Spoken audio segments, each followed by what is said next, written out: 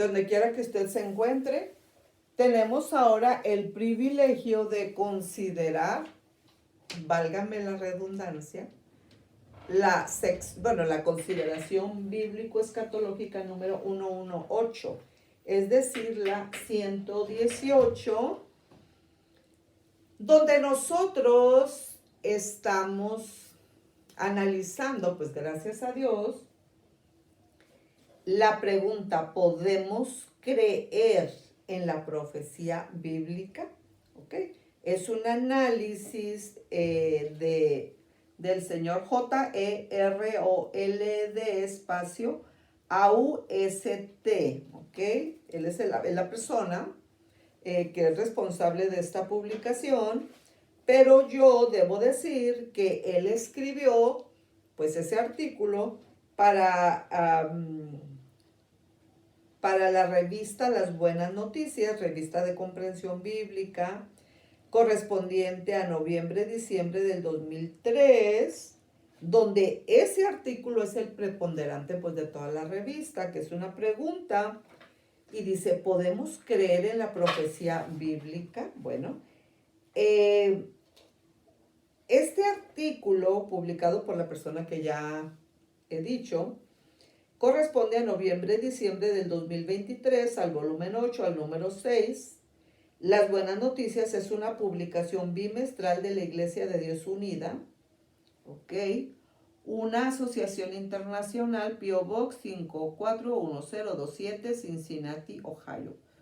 45254 espacio 1027 en Estados Unidos. Y el director de la edición en inglés es la persona cuyo nombre deletreado se oye así: S-C-O-T-T espacio A-S-H-L-E-Y.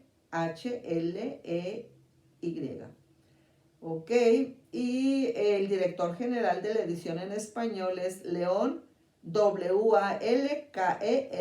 Y el director, así nada más generalmente hablando, pero ya en otra línea de pensamiento, es el señor Donald W-A-L-L-S. Bueno, cumpliendo con las normas del copyright, que en una publicación como esta, a la cual estamos accesando ahora, pues es algo obligatorio y lo hago con mucho gusto, ¿verdad? Bueno, muy bien. ¿Podemos creer en la profecía bíblica? Claro que sí. ¿Por qué? Porque nos mantiene en el camino correcto. ¿Cómo es que los seres humanos se acarrean bendiciones o castigos? Analicemos el ejemplo del rey Saúl de Israel. Al parecer, Saúl fue obediente antes de ser ungido como rey de Israel, pero poco a poco se fue alejando de Dios. Finalmente, Dios le hizo la prueba definitiva que mostraría su lealtad hacia él. ¿Ok? Y la prueba era que Saúl debía destruir completamente a los crueles amalecitas. ¿Ok? Bueno, nosotros ya hemos visto en la consideración bíblico-escatológica inmediata anterior a esta es la 118, los pormenores al respecto de lo que se ha afirmado hasta ahorita. ¿Ok?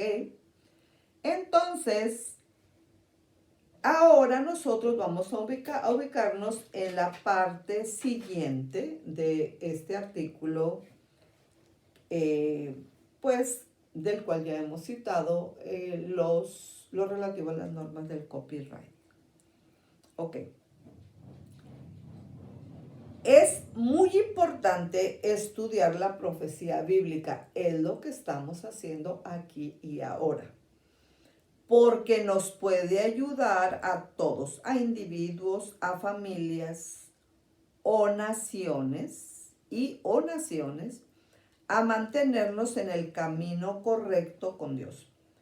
Porque al reconocer que las profecías de la Biblia se han cumplido, va creciendo nuestra fe. Algo que no solo nos ayuda a creer en la profecía, sino que también nos exhorta a actuar de una manera consecuente con esa creencia.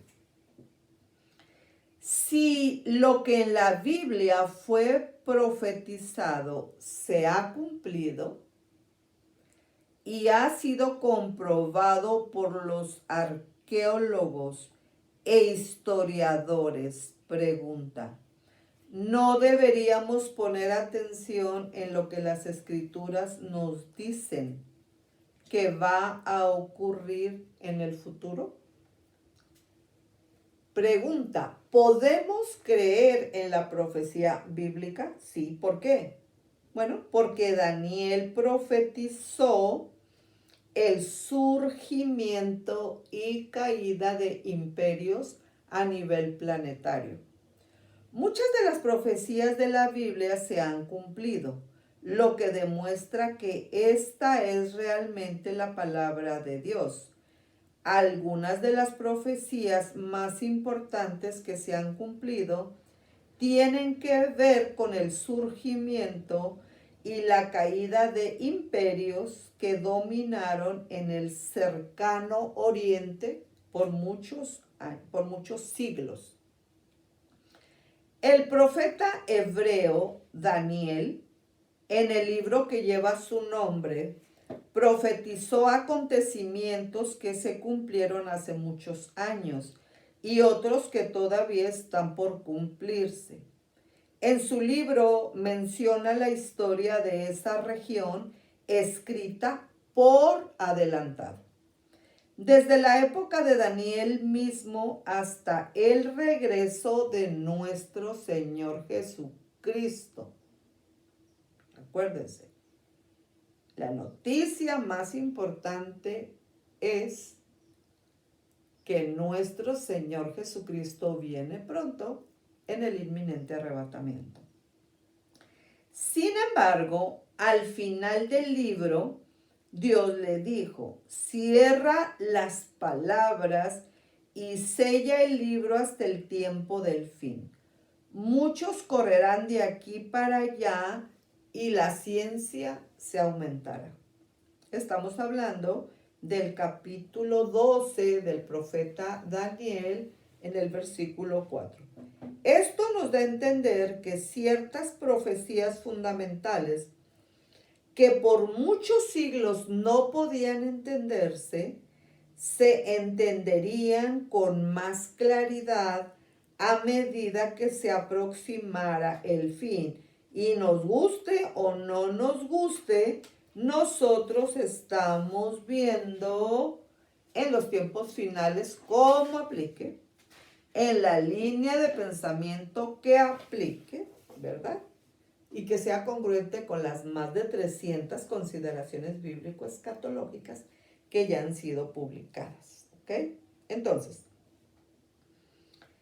cuando nosotros estamos viendo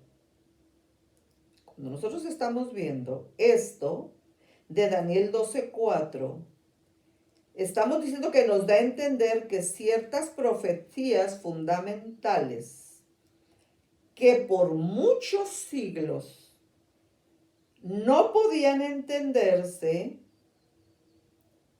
se entenderían con más claridad a medida que se aproximara el fin.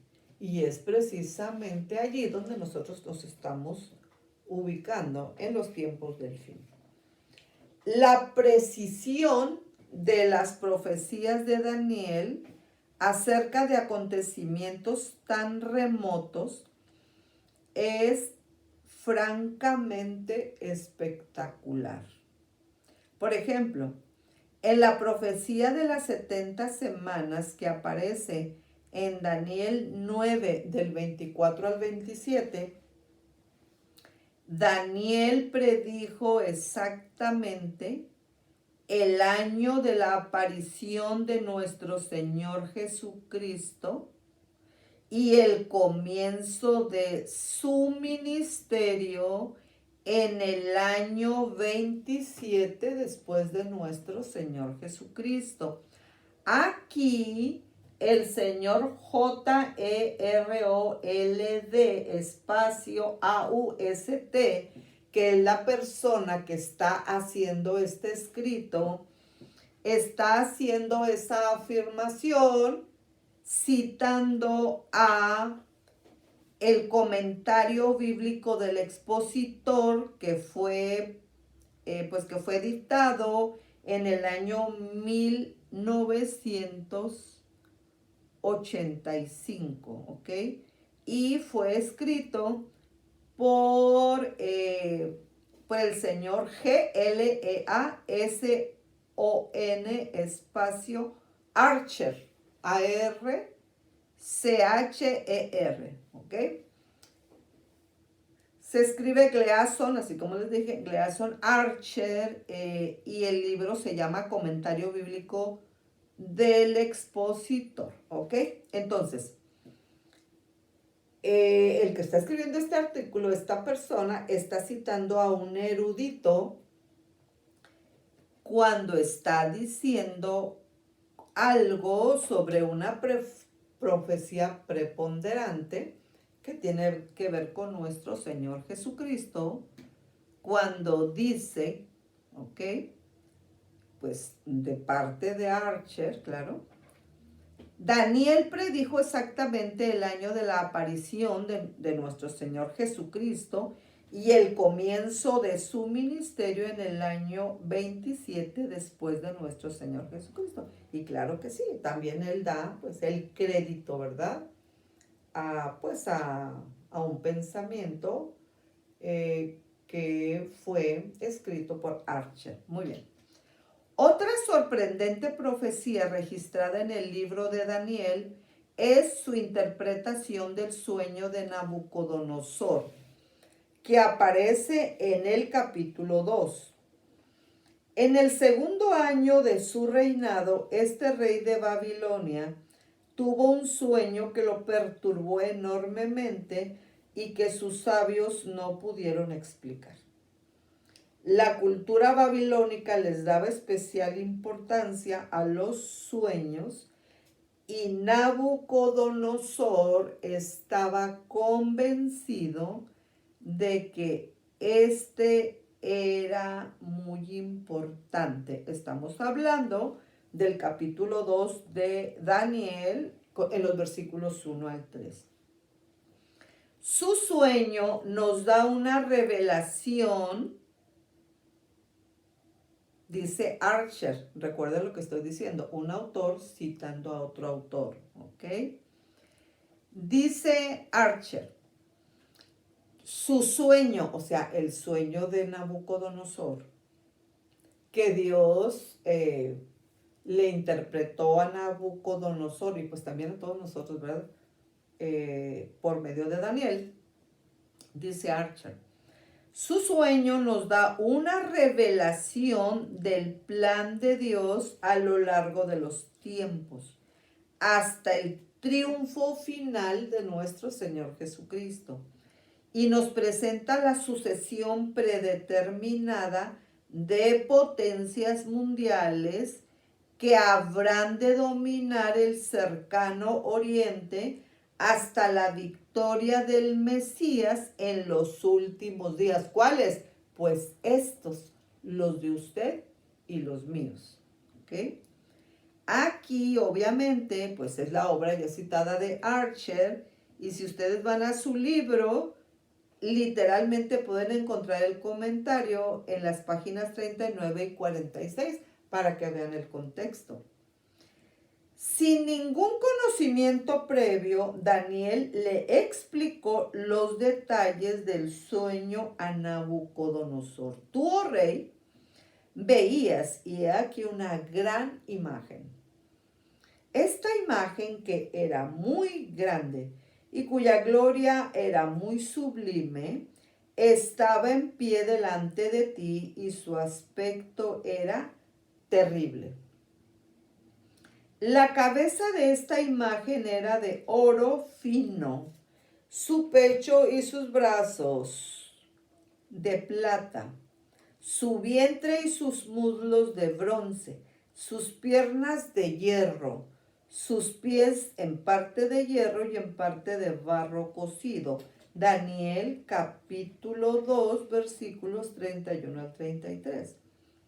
Daniel le dijo al rey que su imperio babilónico estaba representado nada más y nada menos que por la cabeza de oro. Observen los versículos 37 y 38. La plata, el bronce y los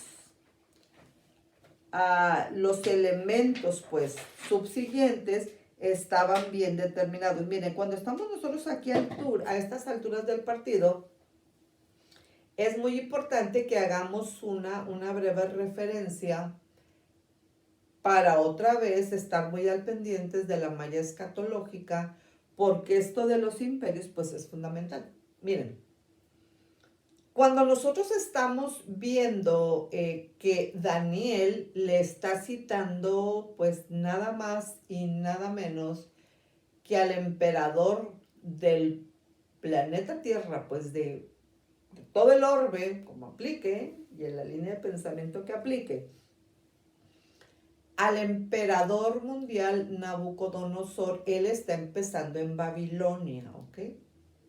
Ahí está frente al emperador babilónico, y luego Babilonia pues fue sustituida por los medos y los persas, y luego los medos y los persas fueron sustituidos por Alejandro el Grande, ¿verdad? Pues los helenos, los griegos, y luego los griegos fueron sustituidos por Roma, ¿ok? Entonces, cuando nosotros estamos viendo que Daniel aquí en el capítulo 2 y en base a esa estatua del sueño de Nabucodonosor, está citando preponderantemente 4 imperios, pues obviamente que sí es Babilonia, Medo-Persia, Grecia y Roma. Pero es importante para que nosotros comprendamos la malla escatológica de una manera completa, bueno, que pensemos, acuérdense que esto ya lo hemos visto anteriormente, que antes de Babilonia están, claro que sí, Egipto y Asiria, ¿ok? Egipto y Asiria. Y luego, después de Roma, están el 7 y el 8, donde según Apocalipsis, el 8 es el 7 y el 7 es el 8. Y entonces esos dos, que a mí me gusta decir sobre ellos que están escondiditos, coloquialmente y entre comillas, dos escondiditos al inicio de la malla escatológica bíblica, Egipto y Asiria, pero al final se da el mismo patrón. Después de Roma están un séptimo imperio y un octavo imperio, donde a decir de Apocalipsis, el 8 es el 7 y el 7 es el 8.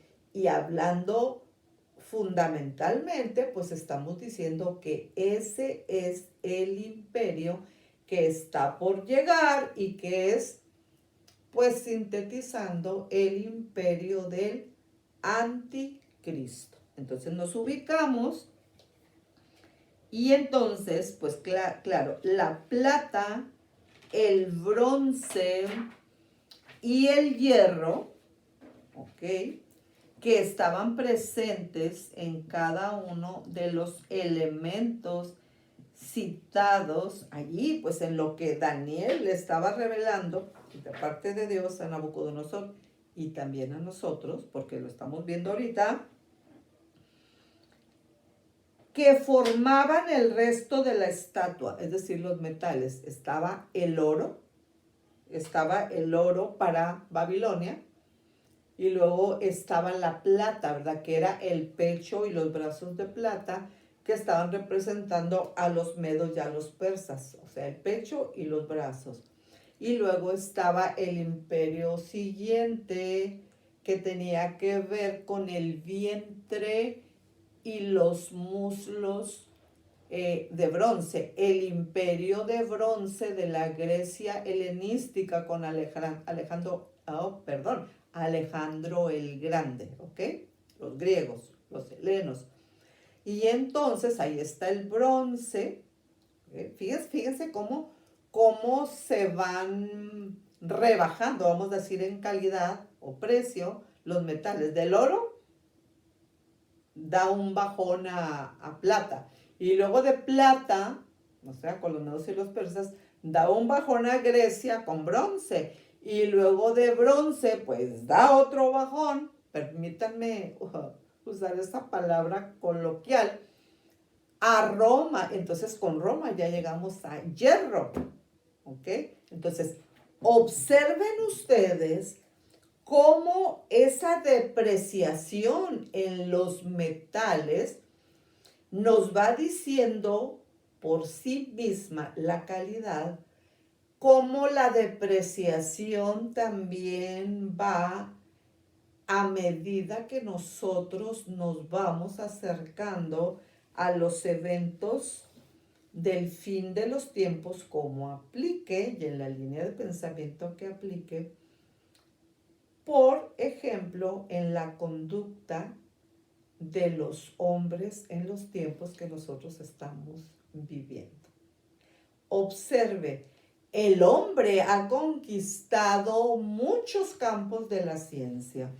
El hombre ha descubierto tantas situaciones y ha inventado lo que quizá nunca pensamos nosotros que íbamos a ver, que ni siquiera lo imaginamos. Pero observen que ninguna de esas cosas le ha servido al hombre para progresar como aplique en el aspecto espiritual, porque con tantas cosas que se han descubierto, pero tú, Daniel, cierra el libro hasta el tiempo del fin. Muchos correrán de aquí para allá y la ciencia se aumentará. Claro que sí. La ciencia se ha aumentado, pero no ha ayudado al hombre para que su consagración a Dios sea mejor y que por tanto él sea mejor en todas las áreas y en todos los aspectos. Aquí podríamos hacer una relación a qué aumento de la ciencia, qué progresos. Y uno se queda pensando, por ejemplo, en las grandes personas que han sido los instrumentos para llegar a conocimientos, descubrimientos sin precedentes. Pero si nosotros conociéramos la vida personal de muchos de ellos, para no decir de todos, nos encontraríamos con el hecho de que mientras las personas no se consagren personalmente a nuestro Señor Jesucristo, bajo la guianza y la dirección del Espíritu Santo, automáticamente empiezan a consagrarse a Satanás y él los hace, estoy hablando ya como persona, ir devaluándose, entre comillas, y como aplique, en sus actitudes, en su calidad de vida, ahora sí, en el intelecto, en el sentimiento y en la voluntad, ir degradándose tanto personalmente, así como han llegado tan alto en los conocimientos, tan alto en los descubrimientos, personalmente se van degradando cuando no tienen sobre sí el señorío de nuestro Señor Jesucristo. Entonces, aquí es muy importante que teniendo este fondo, nosotros hagamos una relación con el tiempo de los gentiles, ¿ok? Ustedes van a escuchar o han escuchado el tiempo de los gentiles, pues es un enunciado unimembre, ¿verdad? No tiene predicado, tiene solamente sujeto, los tiempos de los gentiles, ¿ok? Es el sujeto del que se dice algo. Bueno, en este caso no se dice nada, no tiene predicado, solamente se pone el nombre, el tiempo de los gentiles. Entonces, enunciado unimembre, pues con un direccionamiento hacia el sujeto. Ok. Cuando nosotros estamos diciendo Y nos estamos ubicando en la malla escatológica. Desde, desde Egipto hasta el 7 y el 8, imperio número 7 y número 8 de Apocalipsis, estamos observando cómo los 8 imperios nos están redireccionando invariablemente a esa idea fundamental del tiempo de los gentiles, donde obviamente hay una independencia marcada de lo que es Dios en la vida y el desarrollo, en la vida y obra de esos imperios universales. Vean Egipto, vean a Siria, vean a Babilonia, a Medo-Persia, vean a Grecia, vean a Roma, y luego los que vienen del 7 y el 8, los del mismo anticristo. Entonces, cuando nosotros vemos los que vienen, es, dijera yo, el resumen de todas las cosas negativas y malas que, como aplique, y en la línea de pensamiento que aplique, que el tiempo de los gentiles se ha caracterizado por un ataque, específicamente hablando, a la descendencia de Israel, a la descendencia de Jacob. Porque si nosotros queremos comprender la malla escatológica, tenemos que entender, que entender la necesidad de ver a nuestro Dios actuando a través de la malla escatológica desde el imperio 1 hasta el imperio 8, que es el 7 que es el 8. Y bueno, una evidencia que nosotros tenemos es que todos los imperios se han caracterizado, unos más, otros menos, por su ataque mortal contra la descendencia de Israel, descendencia de Jacob. ¿Por qué? Porque cuando hacen eso, de fondo nosotros tenemos que ver el actuar de Satanás luchando siempre en contra de la voluntad de Dios. Entonces, es muy importante que nosotros comprendamos lo que está pasando en nuestro mundo y sobre todo que nosotros tengamos una concepción correcta en la malla escatológica del elemento llamado la descendencia de Israel, la descendencia de Jacob, porque Dios en la semana 70 viene a cumplir todo lo que Él ha dicho con respecto a Israel. Y en la semana 70 viene y cierra con broche de oro el cumplimiento de todo lo que Él dijo que se iba a cumplir con el pueblo de Israel. Entonces, no hay que perder, no hay que desenfocarnos como aplique de Israel, porque Israel es un elemento como una brújula, como la brújula, ¿verdad? Que por sus características invariablemente apunta hacia el norte magnético. Entonces, cuando nosotros a través de la palabra conocemos a Israel en su actuar en la malla escatológica, es que nos ubicamos de una manera más inflexiva en el desarrollo de todo lo que Dios nos dijo y que ha usado al pueblo de Israel. Bueno, muy bien.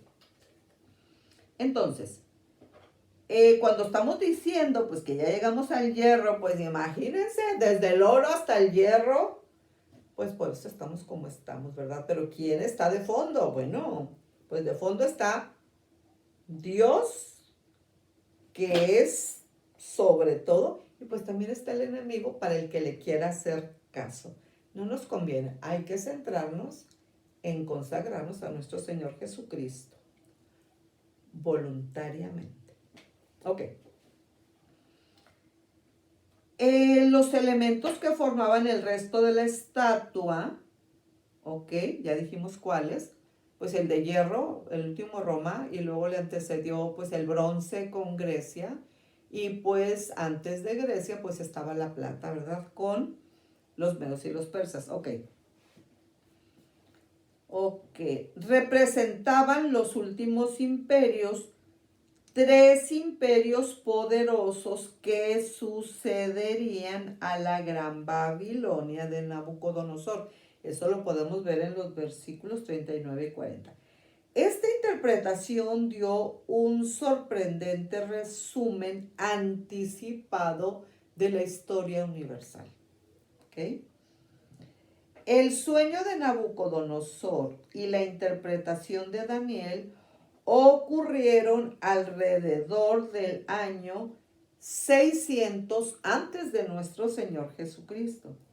La imagen representaba de una forma simbólica la secuencia de los grandes imperios que durante siglos iban a dominar el escenario político mundial. Casi todos los eruditos bíblicos están de acuerdo en lo que representaban las otras partes de la imagen. El pecho y los brazos de plata representaban el próximo imperio, pues después de Babilonia, el Medo-Persa. Y aquí, en este caso, nosotros vamos a ver una nota muy importante que está haciendo nuevamente quien está escribiendo este escrito, lo está analizando y que está usando varias veces a Archer. Archer es un autor que en lo particular, en lo personal, me gusta mucho cómo escribe porque lo difícil lo hace fácil y así lo transmite. Entonces aquí el escritor vuelve a citar a Archer diciendo lo siguiente, dice: cuando estamos manejándonos a esa altura, esta interpretación dio un sorprendente resumen anticipado de la historia.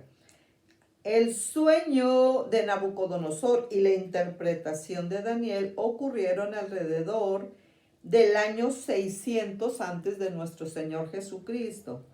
La imagen representaba de una forma simbólica la secuencia de los grandes imperios que durante siglos iban a dominar el escenario político mundial. Casi todos los eruditos están de acuerdo en lo que representaban las otras partes de la imagen. El pecho y los brazos de plata representaban al próximo imperio. Y aquí entra la otra cita que se está haciendo, ¿verdad? Un erudito citando a otro erudito, en este caso, el segundo de ellos es Archer. Y dice él, Archer, en su obra citada, que ya dijimos anteriormente, él dice que Medo-Persia, que comenzó con Ciro el Grande, ¿ok? Quien conquistó a Babilonia en el año 539 antes de nuestro Señor Jesucristo, ¿ok? Este imperio derrotó a Babilonia y dominó en el cercano oriente por espacio de 2 siglos, de 200 años.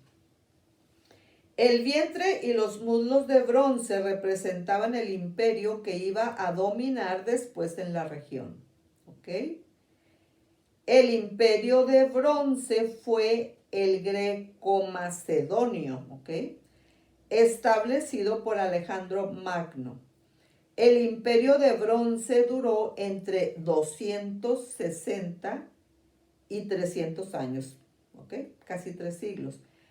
Antes de ser reemplazado por el cuarto reino, pues que obviamente sería Roma. Y esta final es también una nota de Archer, ¿ok? Entonces, la pregunta que estamos contestando, pues con todo el favor de Dios,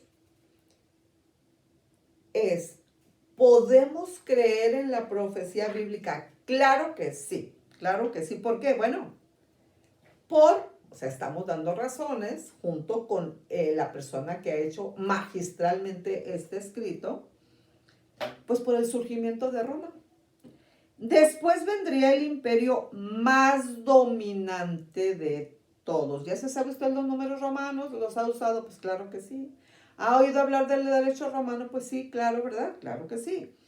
Después vendría el imperio más dominante de todos, representado por las piernas de la estatua que eran de hierro y los pies que eran una mezcla de hierro y arcilla.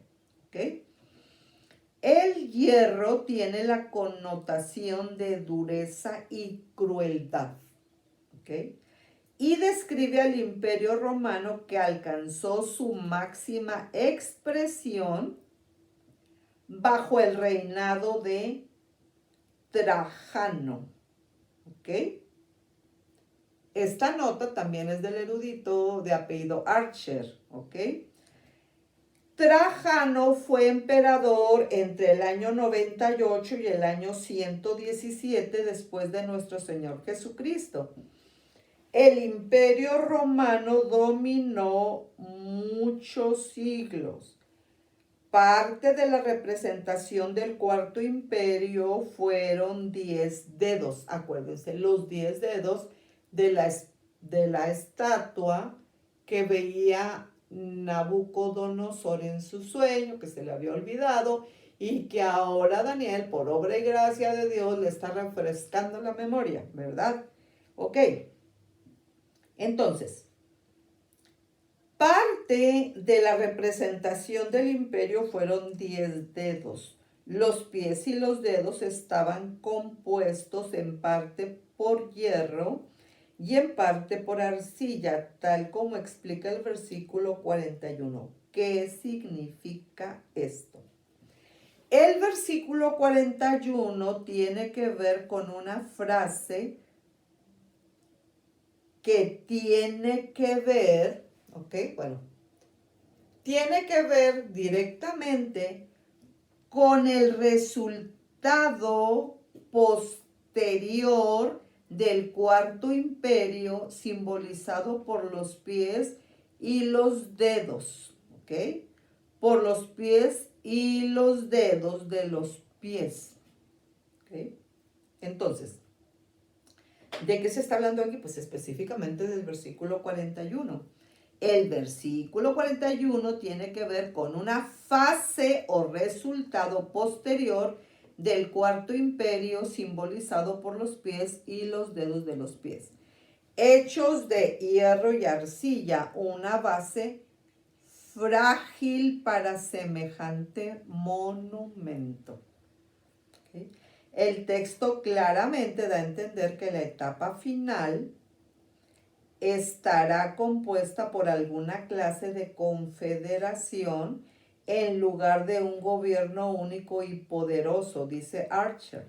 Según eso, entonces está profetizado que el Imperio Romano va a tener una transición a su fase final y va a estar compuesto por una coalición o federación de pueblos o naciones.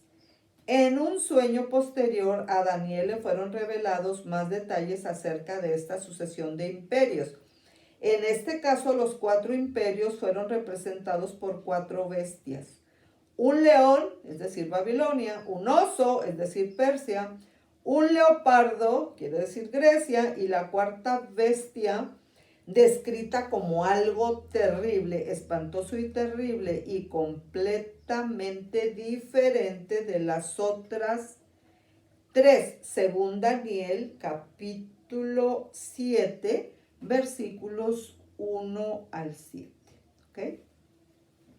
Veamos lo que nos dice el versículo 7 acerca de esta cuarta bestia.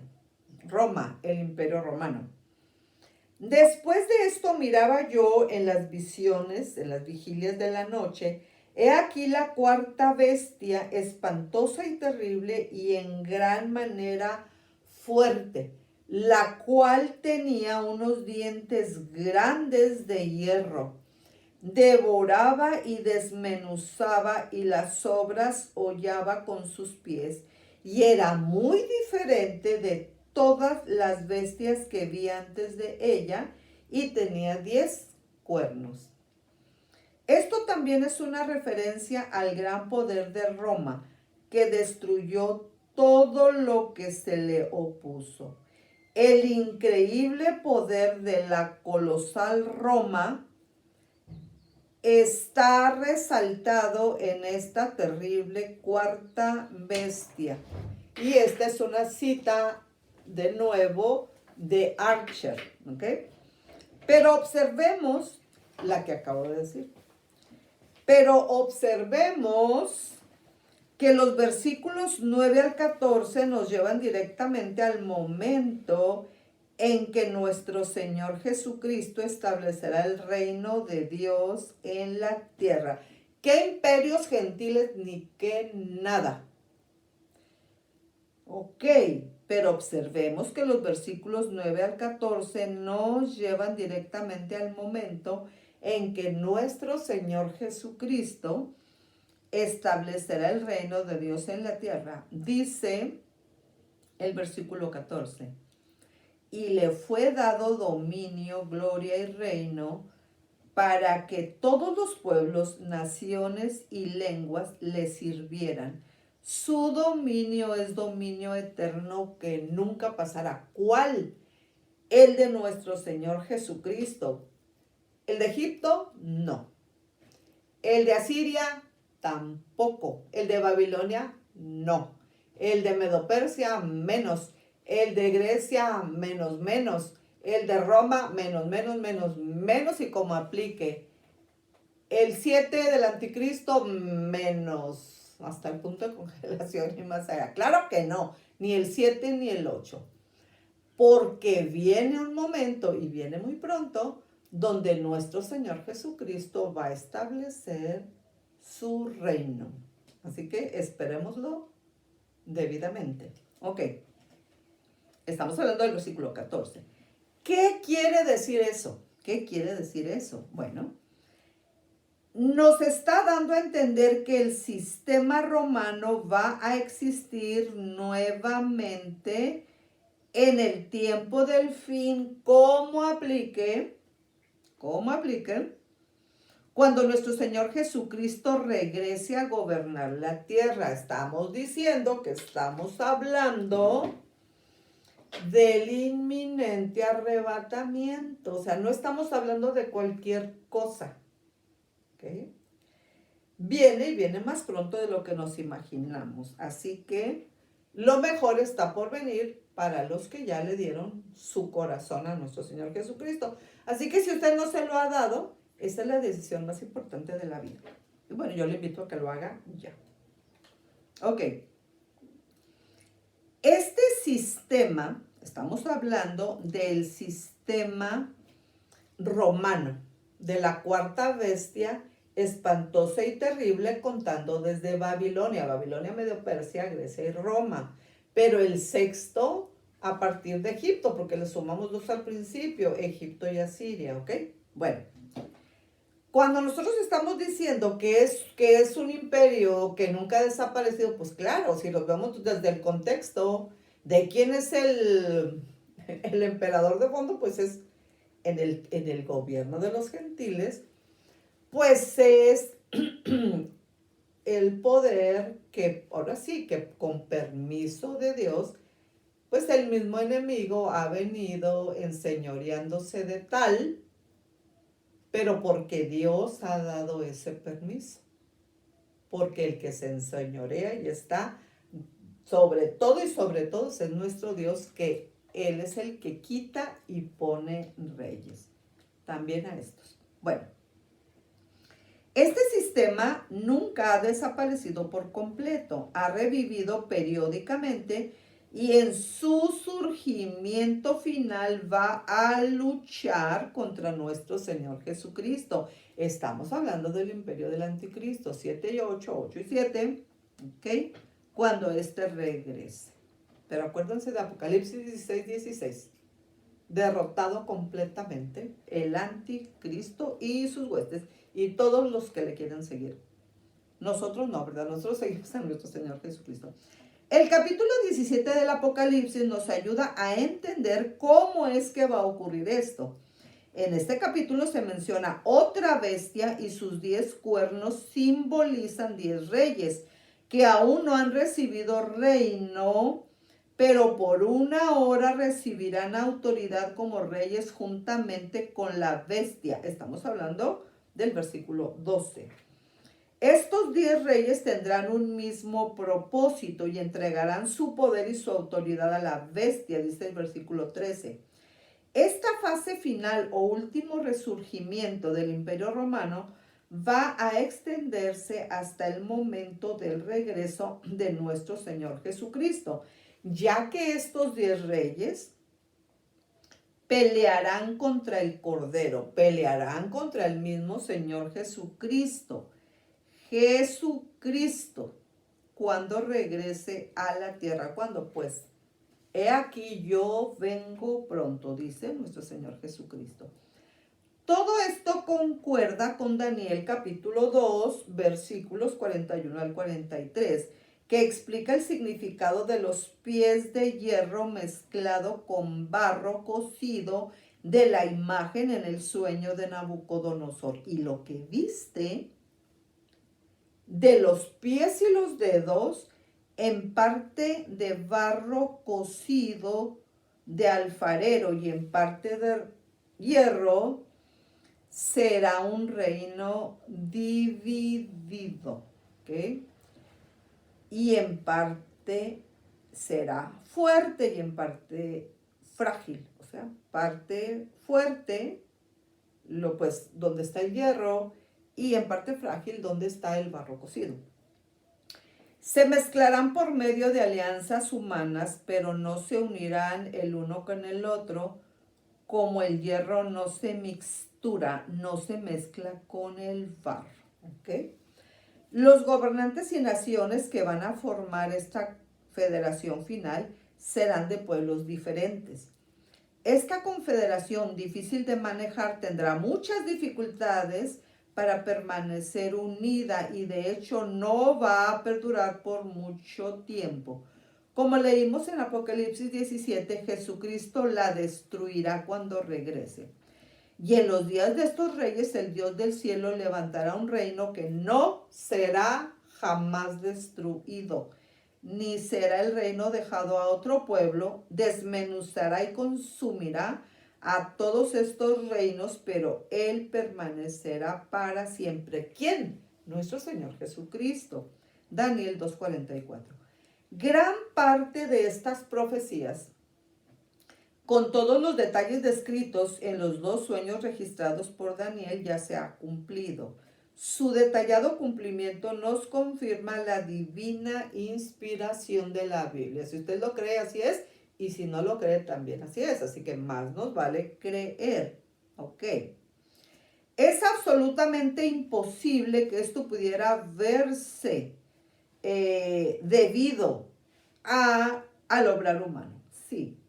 Es absolutamente imposible que esto pudiera deberse al obrar humano.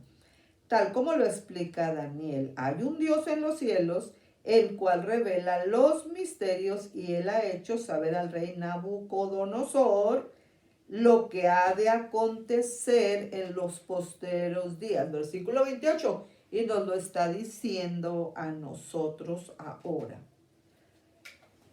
Pregunta. ¿Podemos creer en la profecía bíblica? Claro que sí. ¿Por qué? Porque si nosotros nos hacemos la pregunta, ¿se cumplirán las profecías para el futuro? Bueno, ya que Dios ha hecho que se cumplan las profecías relativas a sucesos que ya ocurrieron, ¿acaso podemos suponer que no se cumplirán las profecías concernientes al futuro? Claro que sí. Hagamos un esbozo de los principales sucesos que están profetizados y las profecías relacionadas con ellos. Dios predice que el surgimiento de un gobierno mundial es de un gobierno mundial en el tiempo del fin. simbolizado por una bestia en Daniel 7 y Apocalipsis 13 y 17, traerá una época de conflicto global sin precedentes en la historia humana. Mateo 24, 21 y también versículo 22 y Apocalipsis 7, 14. Él llama al dirigente de este imperio mundial del tiempo del fin la bestia. Apocalipsis 17 del 12 al 13. Y también nos menciona una figura religiosa muy poderosa llamada el falso profeta, que va a trabajar conjuntamente con la bestia, incitándola a perseguir a todos aquellos que no se sometan a la autoridad de este sistema, incluso a los verdaderos cristianos. Apocalipsis 19, 20 y Apocalipsis 13, 15. En el momento justo, Dios ha prometido enviar a nuestro Señor Jesucristo de regreso a la tierra para salvar a la humanidad. Él hará la guerra contra la bestia, el falso profeta y su imperio del tiempo del fin. Apocalipsis 19. Después de que nuestro Señor Jesucristo destruya a estos malvados seres humanos y sus ejércitos, va a centrar su atención en Satanás y sus demonios. Los quitará de en medio y pondrá fin a su influencia. Apocalipsis capítulo 20, versículos 1 al 3. Cristo será entonces el soberano de toda la tierra y su gobierno será establecido por 1000 años y muchos más. Estamos hablando del milenio. Todo esto está profetizado y ciertamente se cumplirá. Hemos mencionado solo algunas de las profecías de la Biblia, las cuales se cumplieron fielmente. Las Escrituras contienen muchas otras profecías que podrían afectar directamente su vida y las vidas de todos sus familiares. Pregunta: ¿tomará usted en serio estas profecías? ¿Le creerá a Dios y hará caso de sus advertencias acerca de los tiempos peligrosos que tenemos por delante, o no lo quiere hacer o no lo va a hacer? Bueno, Dios siempre acepta la adoración y el compromiso voluntariamente. Entonces, yo termino con la frase que yo ya me sé de memoria y que quiero que usted también la sepa de memoria, si usted así lo decide, ¿verdad? Porque pues si ni Dios nos forza a aceptarlo a Él, pues yo tampoco los voy a forzar a ustedes a aprendérsela, pero nos conviene saberla y aplicarla. La persona que voluntariamente decide no consagrarse a nuestro Señor Jesucristo, de acuerdo a la dirección del Espíritu Santo, pues automáticamente se consagra al malvado Satanás. Eso no conviene, y lo que conviene es que desde ya, no mañana, no al ratito, no sabemos si vamos a estar vivos siquiera, nos consagremos a nuestro Señor Jesucristo, siempre, siempre, siempre, pero bajo la dirección del Espíritu Santo. Que así sea, como siempre, el máximo de los privilegios, haber estado aquí con ustedes. Muchas gracias y que Dios les bendiga.